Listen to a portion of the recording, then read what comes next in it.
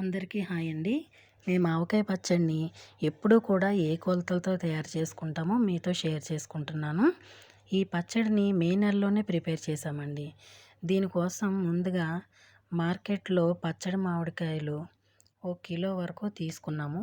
వీటిలో మీకు నాటుకాయలు, తెల్ల గులాబీలు దొరుకుతాయి. వీటిని ముక్కలు కొట్టించుకొని అక్కడే తీసుకువచ్చి ఇంట్లో శుభ్రం చేశాము. 4 గిన్నెల ముక్కలకి 1 గిన్నె కారం, అదేవిధంగా 3/4 గిన్నె ఉప్పు, ఇంకా 3/4 గిన్నె ఆవు పిండి, అలాగే 1 గుప్పెడు మెంతులు వేసి మనం కారం గుండని సిద్ధం చేసుకోవాలి. వేరుశనగ నూనె కానీ నువ్వుల నూనె కానీ తీసుకొని ముందుగా జాడీలో కొంచెం నూనె పోసుకోవాలి.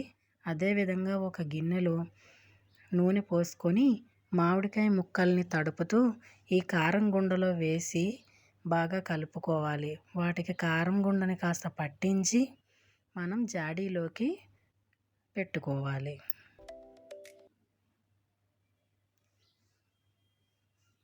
ఈ విధంగా మనం నూనెలో తడిపిన ముక్కల్ని కారం గుండలో బాగా కలిపి జాడీలోకి పెట్టుకోవాలి. ఇలా చేయడం వల్ల ముక్క తొందరగా మెత్తబడకుండా ఉంటుందండి.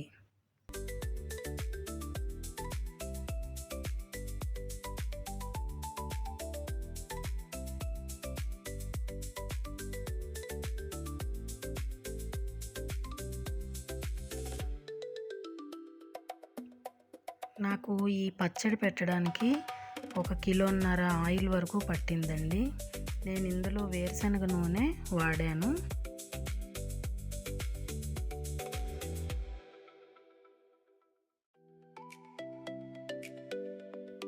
మొత్తం జాడీలోకి ఎత్తి పెట్టుకున్నాక మనం ఆవకాయని 3వ రోజున తిరగేసుకోవాలండి. అప్పుడు అందులో ఒకసారి ఉప్పుని సరిచూసుకోవాలి. అంతేనండి.